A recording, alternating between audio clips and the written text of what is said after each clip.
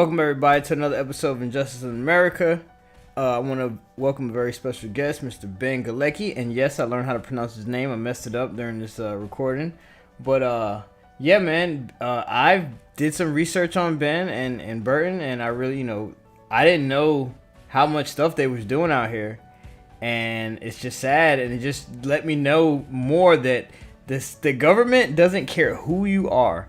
If they can get you and get away with it, they're gonna do it. And the thing is, like I've been telling you guys, they got all the money, so they can do whatever, and all the power to do anything they want to until you wake up. So without further ado, I'm gonna go ahead and jump off into it, man. And Ben's gonna tell his story, man. All right, you guys, peace.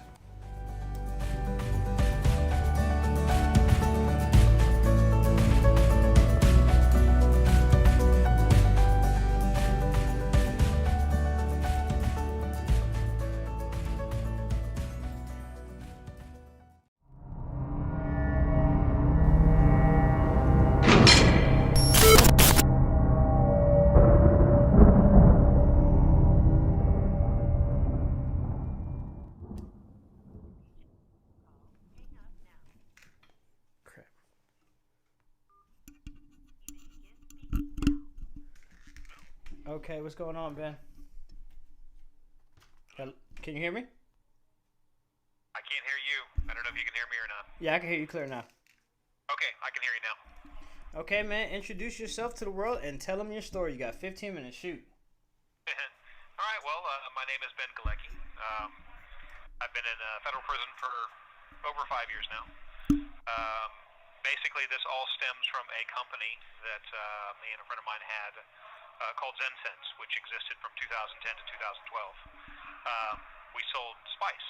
We sold it to companies, to stores across the country. And to the best of our knowledge, everything we were doing was 100% legal. And so I'll get to the meaty parts, which is really what happened in 2012. Yeah. So, during this time, back then, there were a couple of chemicals that had been made illegal. So we went through the trouble to vet what we were using. We talked to a lawyer who specialized in the industry. And then we also talked to more than one chemist, but in particular a couple chemists who were aware of what's called the Analog Act.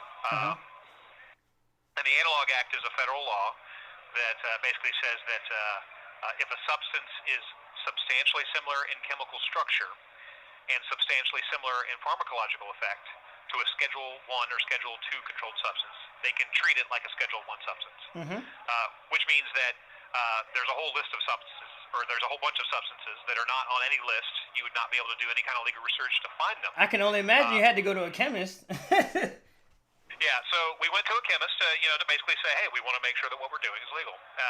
And the chemist told us the same thing, which is this chemical is too different from any kind of controlled substance. There's no way it could be, treated as being substantially similar. And if it's not substantially similar chemical structure, then it cannot be an illegal substance. Yeah. So fast forward to July, and then the DEA comes into goes into one of our warehouses. And this is in a different state. What we do is as soon as we find out, we call the local DEA in Pensacola, Florida, which is where we're based, which, for those familiar with the feds, that's the Northern District of Florida. Yeah. So the DEA comes in, we give them a tour of the place, we give them samples of all of our products. And we tell them, we say, listen, we're not trying to break the law. If you tell us we're breaking the law, we'll throw everything away. We don't want to break the law. Gotcha. So the DEA agent says, it looks like you're doing everything you can to stay within the law here. And he took the samples.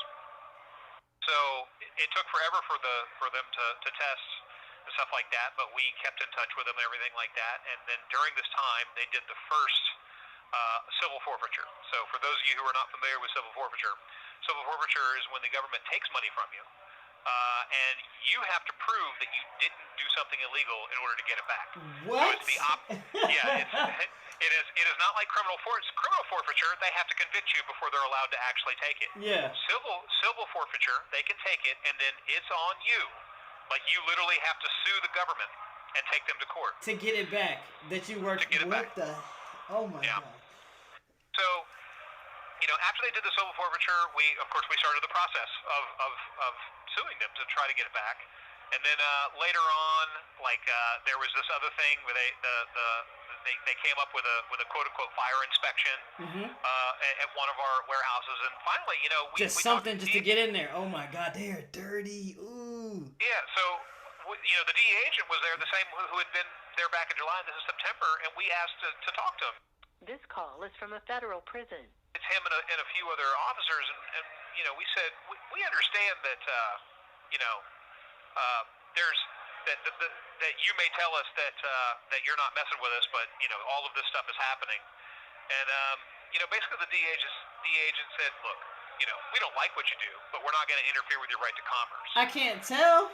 Yeah, and then he said, and this is another really important thing that he said, which is you may not be breaking the law right now, but laws can change, and if they do, we would come after you. Oh wow! And, so you're gunning for me. You're telling me you're gunning for me. Basically, so I said, you know what? I'm getting out of the business. That's when we sold the business. We literally sold the business within 2 months of that conversation. Yeah, you was like, nah, I already see where this is going. You know what? Let me get out your way. Yeah, because listen. I mean, I'm a businessman. I'm not I'm not about challenging the feds or anything like that. Yeah. So, I kind of think that okay, that's it. I don't have to worry about this anymore. I can move on with my life and do other things. Well, then they come through, and this is after we've sold the business. A month after they sold the business, they do some huge civil forfeitures. They take even more money.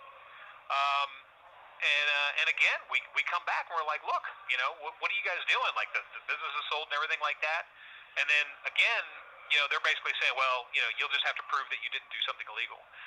So now begins a very, very interesting saga. Now you got to remember, this is 2012. Yeah. Okay. So we sold the company. This is saga. Oh my, jeez. We sold the company in December 2012, and now in January 2013 is when they did this. So we started going through this process, back and forth, back and forth, back and forth. In 2014, July of 2014, we're sitting in a courtroom, and the judge is asking why we can't proceed with the civil case, and the prosecutor's saying, oh, well, there's an investigation, it's going to get messed up. And the judge is saying, you guys have been saying that for a while. And so basically the prosecutor, and this is July of 2014. They're buying time to just God, figure out how to screw you guys. he says these gentlemen to be indicted within a matter of months. And so, of course, we didn't get indicted then. So fast forward another year. Now, during this time, we have been able, because of the civil case, we've been able to depose the DEA agent who came and talked to us, and he says in the deposition, yeah, absolutely, I told them they weren't breaking the law. So I mean, we've got this, we've got it on record, on official record of all this stuff, but the prosecutors don't care. So now we're in July of 2015, and we're back sitting in court saying, hey, we're ready to go to trial. We're ready for the civil case and everything like that. And the judge looks at the prosecutor. The prosecutor says, oh, well, there's still an investigation. And the judge says, you said they were going to be indicted a year ago. You haven't done anything. So he started setting things in motion. Now, here's a really, really important piece of information. We were ordered, we were going to be able to depose a chemist at the DEA who was their top analog drug expert, who had said that what we were doing is not breaking the law. Now, this guy doesn't know anything about us. This wasn't connected to us in any sort of way. Which is better. There were leaks that back during this time, and this is in 2012 when all this is happening, that he sent out a memo, to the group saying, you cannot prosecute this because these substances are too different. You cannot say that these two substances are substantially similar. Yeah. Which is exactly the same thing the chemists had told us back in the day. Before you got into it, okay, yeah. Yeah. So we were like, that's great. We're going to be able to depose them. We'll get that on record. We're good. Yeah, we're good. Unfortunately, I think that the DEA didn't want that on record. So we got indicted.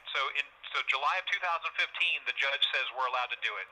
We set the date for October of 2015. Well, October 5th, the feds came and knocked on my door. Got arrested. And that stops everything. Didn't get indicted, not just in one, but in 3 separate districts. And at this point, they froze all the rest of our accounts and bounced us all around. Like Diesel made us be therapy. transported by the marshals. Yep, And, diesel and therapy, let me man. tell you, like I have no criminal history. I've never been in this kind of world or anything like that. So like they're certainly trying to do everything they can to soften me up and they want me to take a plea deal. They want me to testify against my friend and all this other stuff. And I'm like, look. I don't think I broke the law, let alone that I think he broke the law. Yeah. So there's no way I'm going to take these deals. Yeah. And of course, they seek to punish you when you don't, cooperate with them. Yeah, exactly. If you don't go along with it, okay, we know that we messed up. It don't matter. You're still gonna take this hit. We're just gonna make it kind of soft This hit. call is from a federal prison. A little bit, which is really not because you're locking me up for no damn reason. I'm not even supposed to be here in the first place. So the initial deal that they had offered me was like 10 years, and I would get a substantial amount of that taken off. That's not a deal. For cooperation. Well, that's the thing is that it would have ended up being like 5 years, right? I went to trial, and our first trial was a hung jury. This is in the Eastern District of Virginia. Our second trial, we was almost a hung jury. Whenever there's a hung jury, they come out and they give the judge gives them what's called the Allen charge. Basically, it says, hey, go back and try to decide. Yeah. So they came back with a conviction, and the government asked for 30 years. You didn't kill it? What the hell? This is crazy, bro. I knew like something of the case, but now that I'm hearing the whole thing. Okay, go ahead. I'm sorry. Continue. So, the judge, for whatever reason, I guess he liked me a little bit. He gave me 28 years instead of 30. But, so now we're on appeal, and now we have to deal with these other two districts, and we keep trying to put them off until we finish our appeal. And our first at bat at the Fourth Circuit appeal came back, and we got sort of reversed, but it got sent back to the district judge to decide one thing. He decided against us. We had to appeal again. Of course, they're going to decide. While that appeal was pending, we had to go to trial in Nevada, and there were a lot of the similar problems in Nevada, and I'll get to those in a second. The reason why these trials are messed up, but we ended up getting convicted on July 3rd in the District of Nevada in 2019, and then July 25th is when our convictions got thrown out from the Eastern District of Virginia. So 3 weeks after we got convicted, we our other sentence that we were, the 28-year sentence was gone. And then we were stuck there for COVID and all this other stuff. Hold on, let me back up. Pause for a second. So let me get this straight.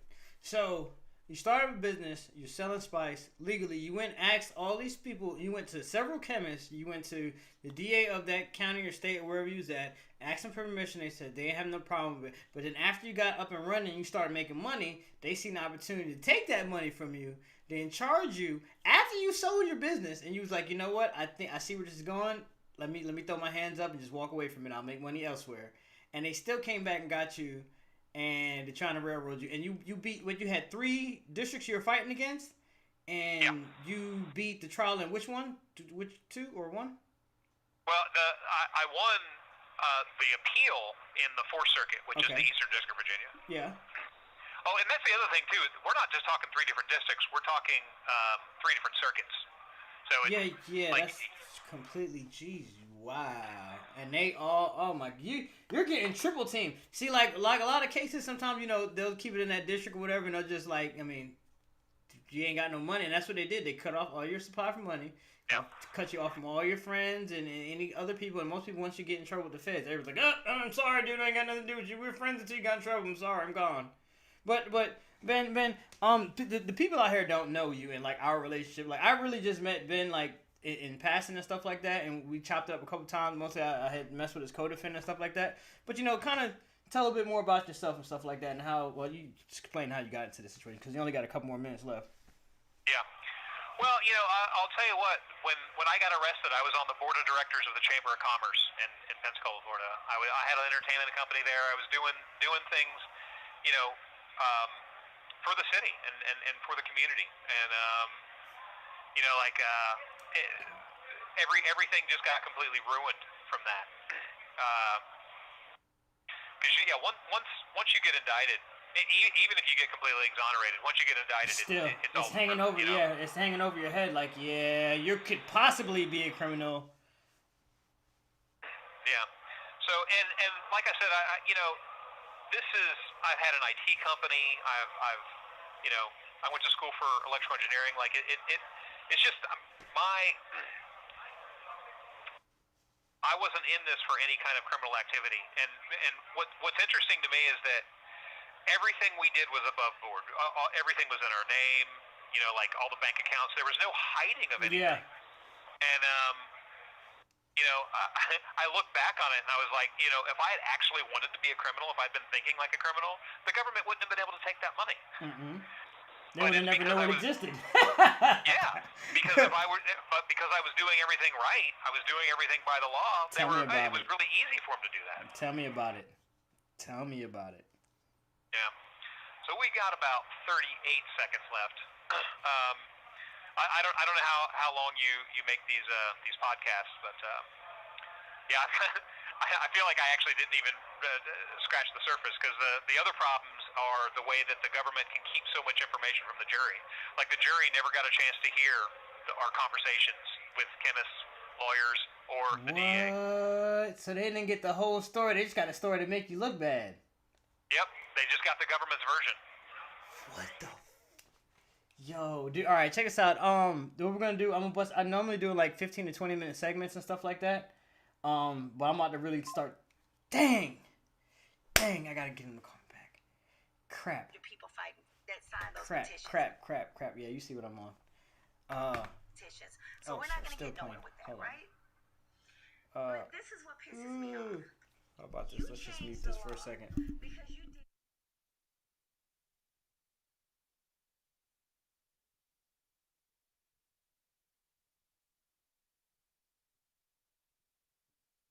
Okay.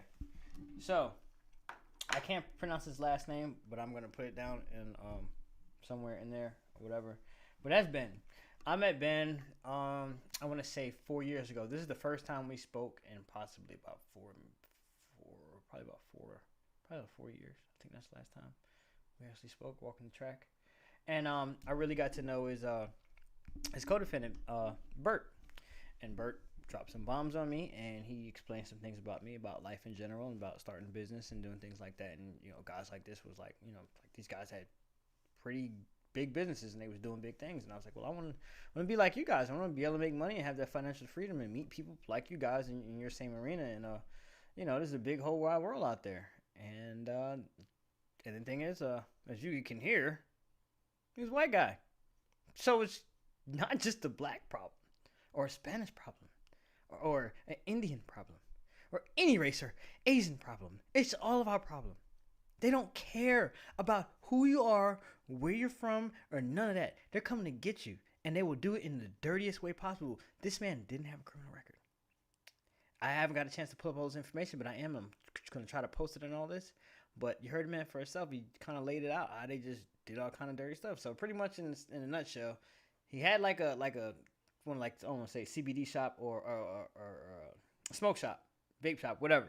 But he was selling spice in there before it came big, before he was out here passing out and shit like that. But the particular chemical he was making wasn't illegal. He went to the feds and said, hey, can I do this? They said, yeah, sure. He went to a couple of them. Can I do this? Yeah, you're good. And as soon as he started doing it, they started making money. Now you want to come lock them up? What? Is this how America works? Like I said, America's the biggest gangsters, bro. Like, they do whatever they want, but they're coming for that check. And the thing is, if they feel like you got some money and you got connections, they will cut you off from all your ties. Everybody that you know, everybody that you feel that you can trust. They will even pay them to turn against you. They will separate you and make you feel like an outcast. They will make you think you're like crazy. They will put people in the institution with you to, like I said, try to start fights with you. Steal your paperwork. I've personally seen that. As a matter of fact, when I first started doing my bid, dudes wasn't running each other's rooms stealing their commissary. No. Especially in Charlotte, Mecklenburg County Jail. They were running in people's rooms to steal their paperwork and check off or move to another location in the building to where nobody can get to them and read your paperwork and then go to their lawyer and say, hey, look, I know some information for you. Can I get a time cut? Yeah, and you're already in a screwed up situation. You know where it's like you got a bunch of snipers around you, dude, and you got a blindfold on, and you're going through the woods, uncharted territory that's never been crossed at all. That's how it is when you're going through the feds, and you have to learn the hard way, very very hard. Kind of said a mouthful, but I'm gonna go ahead and end this out. This has been Injustice in America. I got plenty other guests coming, and this gotta end, man. You know, things are changing. These laws, you know, people are starting to people starting to notice, like, y'all been doing some BS, man. Just got to stop, bro. All right, it's been Injustice in America. I will see you guys on the next one. I'm signing off.